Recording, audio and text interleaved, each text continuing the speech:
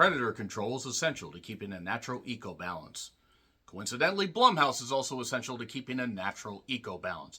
Because when you have studios churning out tremendous horror movies that are so psychologically damaging, so supernaturally spoopy, or so goddamn horrifying, gorifying, whatever you want to call it, you love them, but you're scared, but you love them. You're like, give me more, give it to me. Yeah, I need more horror.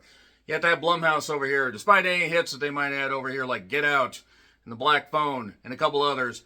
They got Night Swim, Imaginary, Afraid, and so many other films, and now they decided to branch out into making really, really soulless and ballless U.S. remakes of foreign horror movies that weren't all that good to begin with. So, speak no evil. God, I wish this movie was a goddamn silent treatment. Man, it would be so nice if this movie had its own tongue cut out. I'm sorry, am I spoiling things too soon? The trailer spoiled everything, so why don't I just spoil every goddamn thing? Speak No Evil, by the way, came out barely 2 years ago. It was a Danish psychological horror movie that really wasn't all that great, to be perfectly honest. I remember thinking it was fine, but I remember thinking that the couples were monumentally stupid, and it was kind of poorly written. Speaking of poorly written, so you have the two guys that had something to do with the original, Christian and Mads Taftrup. So, okay, whatever. You know, they're getting a chance to bring their vision to a U.S. audience. Fine, whatever. Hope they got a good payday. But this was written and directed by James Watkins. If that name sounds familiar, but you can't place it, Eden Lake. Okay, whatever. The Take. Fine. The Woman in Black. Oh, that explains so goddamn much. So goddamn much. Look, not every U.S. remake of a foreign horror movie, Japanese or any country, is bad. I mean, I Own the Ring. Yes, the Japanese version is vastly superior, but you got to see Naomi Watts. I love Naomi Watts. Still do. She's not in this movie. You know who is in this movie? James McAvoy as Patty. Boy, that's a hell of a goddamn name, given his accent. And Ashlyn Franchalsi, who was in Sing, Swing, Nightingale, Sing, Swing. Yeah, the Nightingale was not sweet. It was very horrifying. She was great. She was also great in stop motion. That movie wasn't all that great. And also Mackenzie Davis, who was in another reimagining of a particular horror story, The Turning. That's where I recognized her from. She was also in the Terminator movie. Look, Mackenzie Davis actually is talented. She just isn't allowed to display it here. And Scoot McNairy, I'm sorry. If your name's Scoot, then I can't help it. I just have to say 12 Years a Slave and Argo. So there's some talent here. The kids, I didn't write the kids' names down. They're fine. If you don't know what the fuck Speak No Evil is, here's the basic plot. And this is the plot of the original. You have a couple has a kid, they're on holiday. They run into another couple that seems fine. They have a kid that doesn't really say all that much. They get back to the house after, they get back to their humble abode and then decide to go to this particular couple's place. And then things get very uncomfortable. It's like, oh, you could just not get yourself in this situation and realize that somebody might obviously be off their goddamn tits, as they say across the pond. I don't know if they do anymore. And maybe just fucking leave. But no, you don't want to do that. You just want to make things uncomfortable. And maybe the whole point of the movie is it was supposed to be about stupid people making stupid decisions.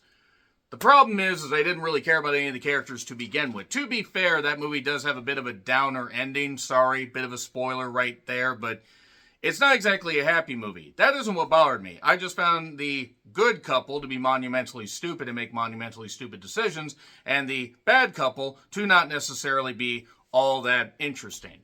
They just do what they do, which would be fine if you had any reason to root for anybody, and you don't. It's just kind of a slog.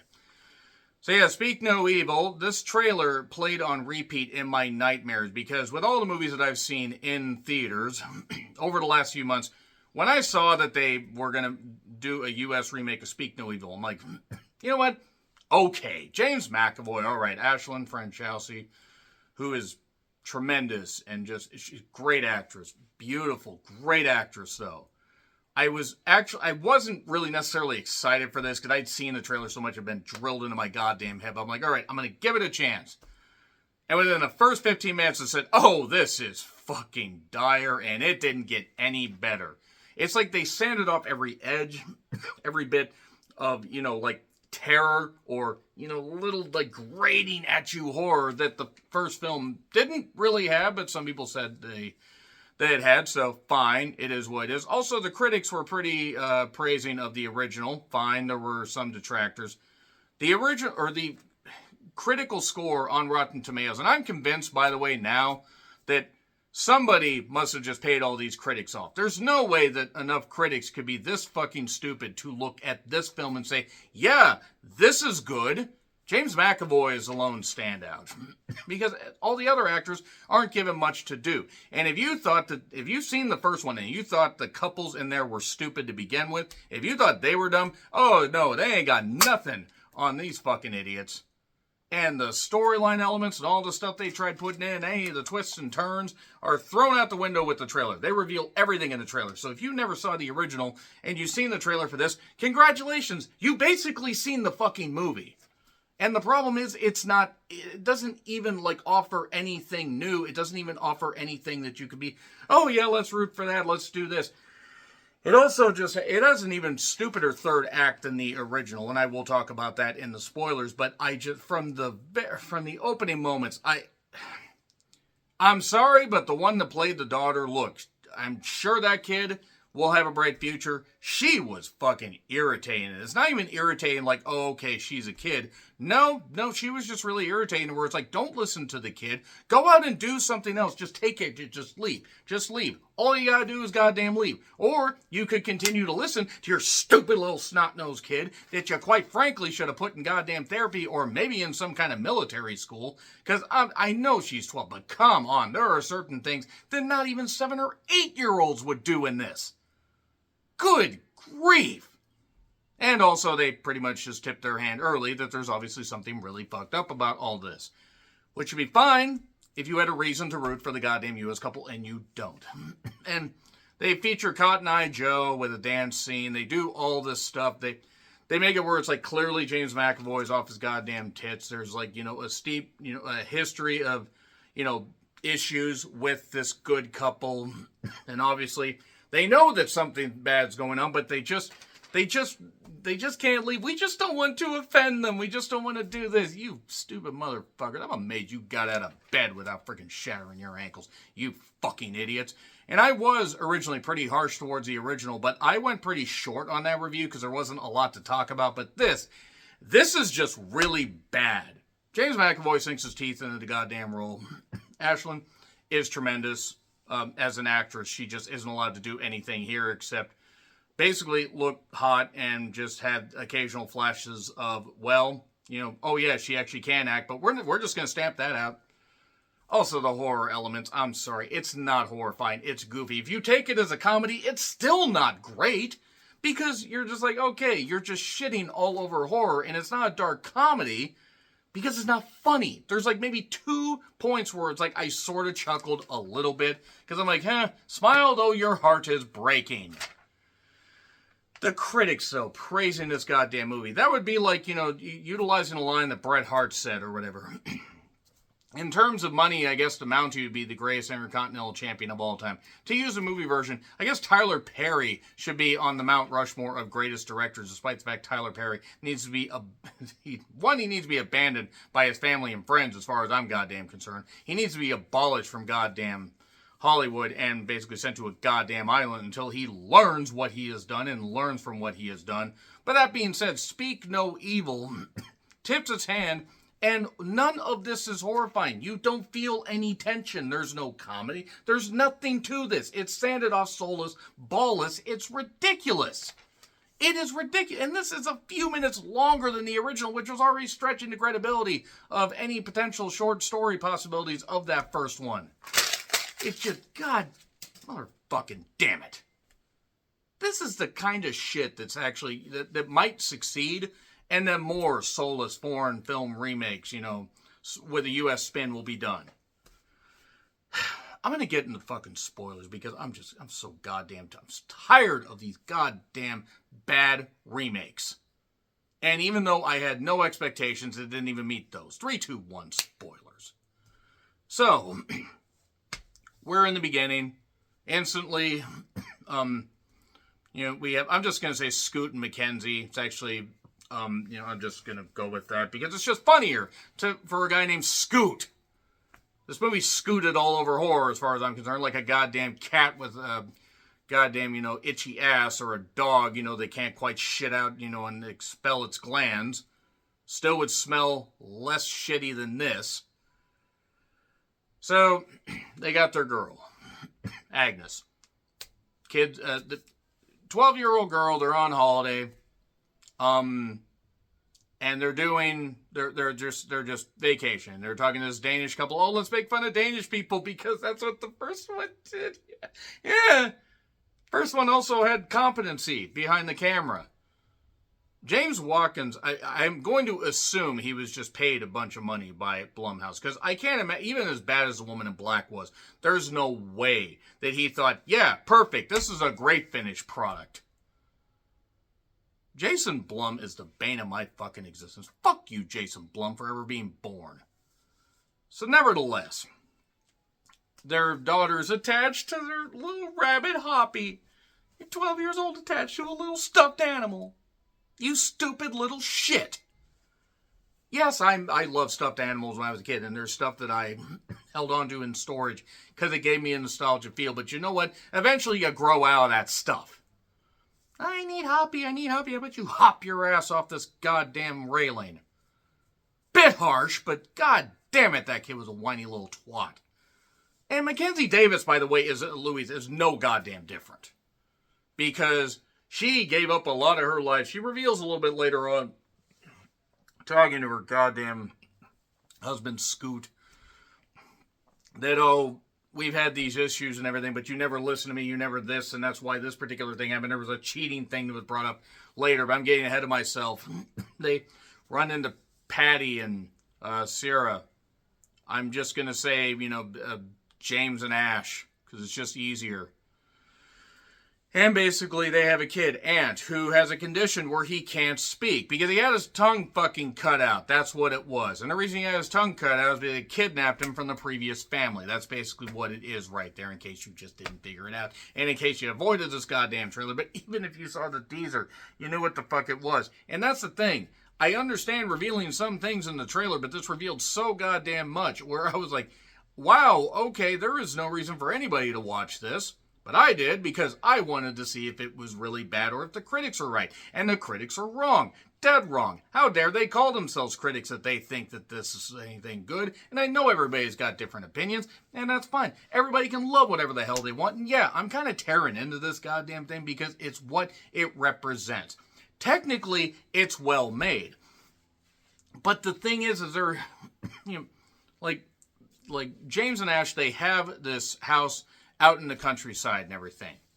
And, Mackenzie and Scoot, sorry, I can't get over the fact that he's named Scoot. It's a fucking stupid name. Was he named by inbred hillbillies, as opposed to non-inbred hillbillies? But nevertheless, they're talking. A postcard was even sent. In 2024, people still send postcards. Then again, you find out why. The house is isolated.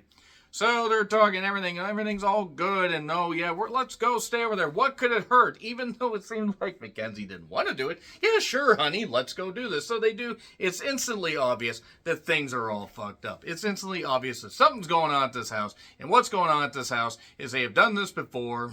They have, James McAvoy is essentially just this absolute insane maniac, and has, just tortured people, and Sarah has done that too. Like, Ash has done that too. Granted, she could torture me and I'd be happy, but let's just move on from that. I don't have issues. You have issues. And then Ant is trying to get the attention of Agnes and everything. Who names their kid Agnes at this point? I used to have a neighbor named Agnes, but granted, she was also 2,000 years old and was around when mummies had roamed the earth. She was a nice lady, but she was really old. Who names their kid Agnes now? Answers in the comment. Did you name your kid Agnes? Also, if you did, why do you hate your child? So, that being said, they go through things. Mackenzie's a vegetarian. Oh, we'll try this meat anyway. And then she's trying to get the meat out because it's like of their teeth. And okay, yeah, you don't do that if somebody, regardless of vegetarian, vegan, doesn't really matter. You don't do that shit. You don't do that. You respect people's wishes, but, oh, don't worry, see, Ant's crying, it's fine, see, he shut up. We didn't torture him. Why would you think that? Even though it's obvious. And then they go to this isolated restaurant where a friend of theirs is watching their kids, I guess. And then they're talking to this one Irish restaurant pub guy that I don't know how he would have any customers. I guess he just works from home, literally, because it literally looked like somebody's house. But talking about all this awkwardness, and we go at it every single night, they say. And then over here you have Mackenzie and Scoot saying that they didn't, they haven't had it in a while. And part of the reason is because of cheating. She actually got a dick pic from a guy, but maybe it was just a misunderstanding. No, it wasn't unsolicited. She was upset at him because he lost his job, or he lost a potential big job, and she left everything to live with him in where they live, back in London, I guess, even though they had moved everything over there. And now they're doing what they're doing, and they're having all these arguments. But here's the thing. The social commentary and the awkwardness only works if you have characters that are worth rooting for or rooting against. And none of that exists in this movie. And I kept losing it because Ant and Agnes would do the Cotton Eye Joe thing. And this was well after, by the way, they decided to leave in the middle of the night because Agnes was sleeping in their bed. And what the hell? You don't have another kid sleep in your bed, especially complete strangers. What the fuck? So they do that. Or Mackenzie gets Agnes and takes her out. And says, we're leaving. And then they go to leave. But then she can't find her little rabbit. It's when you basically, okay, you don't hit children, but good God, something. Verbally slap the kid with something. Good grief. Yes, okay, it's a plot convenience to get them back there and we would have had a short movie. It would have been over at least. No, I don't have my rabbit. I don't have my rabbit. They're going to do the same thing they did to Ant. He's a rabbit. He's a stuffed rabbit. It's not real. You fucking twat. Sorry. Do you understand why I don't have kids? Because if a kid started to snap like that, I'd be like, you know what? The mother's going to take care of it. Because otherwise, I'm going to pull a Chris Benoit. I shouldn't have said that. But fuck it. I'm going to roll with it. The kid is irritating. The kid's more irritating than the original Speak No Evil. But then they go back. And they're trying to just get the rabbit. We left to get, but they just can't admit that, hey, they can't make up an excuse like, oh, by the way, she had like a neck issue, Mackenzie Davis did. Probably from all the stretching she's had to do to try and get, through these goddamn roles, but can't just say her neck's bad, we need to go home, we need to address this at home with a doctor and everything, that kind of stuff. They couldn't just say that. They couldn't just say it. And that's the whole frustrating thing, is it's not horrifying, it's stupid. And if that is the point of angering people to where they want to just basically slap the, heroes, okay, mission goddamn accomplished. But she doesn't have a rabbit. You gotta have a rabbit. Yeah, should have left her to feed with the goddamn rabbits and should have made another goddamn kid. Little shit. Anyway, they get back to the goddamn house. She gets her little rabbit. Oh, congratulations, Agnes, you dumb. It's fine. It's fine. But, then things are getting really awkward because they decide to stay longer. Instead of just, we got the rabbit. Hey, we're sorry. We got this issue. No, can't do that. Let's stay. Then the Cotton Eye Joe thing happens. And then eventually we have Ant gets the keys off of McAvoy after basically he kind of abuses him and stuff like that. Oh, yeah, and they did this earlier scene where they jumped off of a cliff into some water and everything. It's a damn shame they didn't share their heads on the goddamn rocks. The characters, not the actors. It just would have made for a shorter movie. But Ant eventually gets the keys off of a passed out James McAvoy and unlocks the stuff and shows. By the way, there were these watches and these things earlier that were shown during the hide and seek thing when they were being babysat. Oh, wait, there's this layer with all this extra stuff and all these artifacts and all this stuff that they kept from their previous victims that they've been doing for who knows how long. And I mean, whatever. They're out in the Irish countryside. Who knows where the bodies are? They're probably, the fact that this couple managed to get this far after being this stupid and the others didn't, they must have been basically just drooling all over themselves right out of the womb, because I cannot imagine that anybody would have been able to not look at this couple and say, we probably should fucking leave. We probably should maybe go over here or something like that. We really shouldn't have come and done this. But then they end up basically coming to a clash, an impasse, after the tire is fixed. Oh, you were going to leave without saying goodbye. And James McAvoy, again, he's trying. He's straining every nerve and backbone in his body. But he can't do it. He can't do it alone. Ashlyn is not given enough to deal, or to, help this. And Mackenzie Davis, who is actually a decent actress, just literally looks like a deer in the goddamn headlights. I don't know if she is cut out to be a leading actress in something. And then you got scooting all over the goddamn ground. But yeah, Ant shows all this stuff and all these pictures. And look, I used to be with that couple. I can't talk because of my tongue that we showed in the trailer. But then, look, there's this picture that they took. And they're going to replace your parents with that. They're going to basically replace your parents. They're going to do the same to you that they did to me. We have to get out of here. How did they not realize this, like about, 2 hours ago? Wait, the movie's only an hour and 50 minutes. How did they not realize this was going on before the movie actually got going?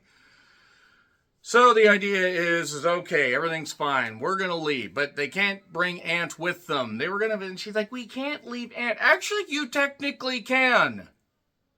I mean, yeah, it's cruel to say, but I don't need to hear that little twat saying anything, you dumb. It's fine. It's fine. But they go to leave. They have the gate open. But then he tosses Ant in a pool. James McAvoy does. Or in a little pond area that they have. And instead of just driving and getting the police, which, yes, might have taken a while, because Ant wasn't able to swim.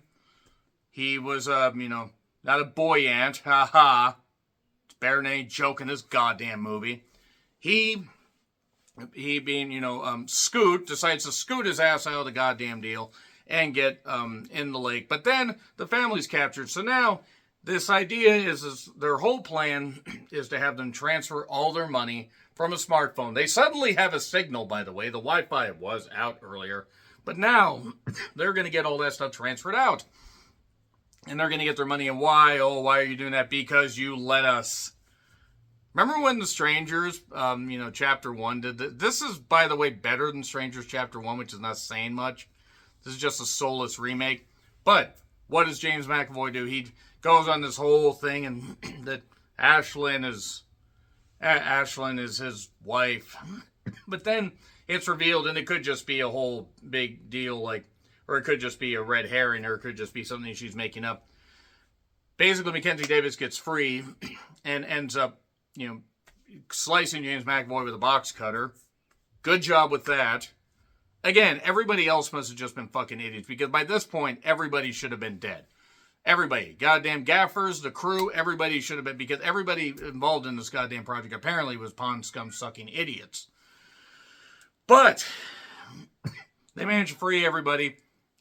She slashes James McAvoy across the goddamn face. Ashlyn is like, wait, no, he's the one. I was his first victim. I've been here for so goddamn long. And maybe so, maybe not. Doesn't matter. It's fine. They end up driving out. But then their friend shows up, the babysitting friend, and hits them with a shotgun blast. And instead of maybe just running into the truck and overtaking the guy, because it's 2 against 1, and he's drunk, because he's Irish. So they get back in the house. There's a landline, but then they cut the power. And then they have to board themselves up, and then they have to tell the kids, stay over here, stay in this area, don't move. Don't say anything, Agnes, you little... Don't know why that kid irritated me so much. I don't get it. But then James and Ashlyn are trying to get at them. The friend's trying to get at them. Suddenly, they're like, hey, let's get some acid. Let's get some, tools and everything. Let's get a hammer and let's just go at it. But they do it so goofily. Yeah, they're not turning into badass action heroes. They're turning into bumbling oafs.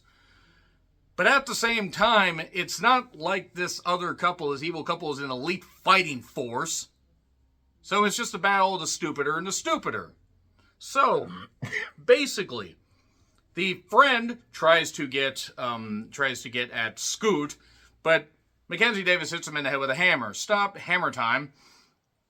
And James is wandering around after getting his eye washed out, even though he's got this cut here. Ashland's trying to do right by him.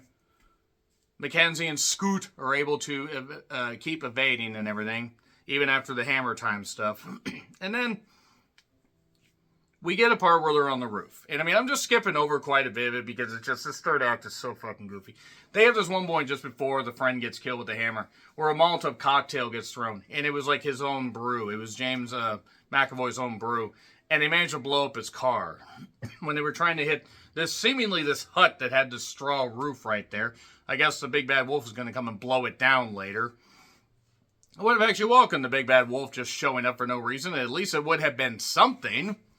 But then, Ashlyn is there on the roof. She's about to do something, but then she ends up getting overtaken and falls off the goddamn roof and dies. It's 10 feet, but she dies. Whatever. And then James McAvoy, there's one shot of James McAvoy where it looks like he just was roided up like crazy. I'm not saying he was, but good God. He's just like, just beastly. And he has Agnes captured. No, you can't, it's like, well, she's dead. Ashlyn's dead. So now she is going to be my little peach. Oh, goody! As if he wasn't over the top creepy enough. And then, basically, they end up, they have Ant with them. There's this point where, it seems like the parents are done for. But then there's this needle that Agnes had, stabs James McAvoy right in the leg, and he gets numb and falls down. And then Scoot was going to shoot him. The Scoot Shoot Boogie. It was the original Brooks and Dunn song. But he decides not to. And then Ant decides to hit him with a brick over and over and over. He's so mad at what he did. And here's the thing, again, if there's anybody worth rooting for in this goddamn thing. This would not end. And then they're driving back. And she hands him Hoppy. That stupid goddamn bloody rabbit. Literally, because there was blood all over them. And it just ends. It just ends. How'd they get away with this stuff all this time? Were they attacking complete vegetables? And how in the world did this couple survive when they could barely get out of bed without snapping both their ankles? It gets an F. Speak No Evil was fucking terrible. Dumb as hell. One of the worst things I've seen this year. I said that about a lot of movies. It's going to take a lot to compile a proper list of worst movies of the year. F. Terrible. Agree, disagree what I said? Like, share, subscribe, Twitter handle in the description. I'm John Riplin. I'll see you soon.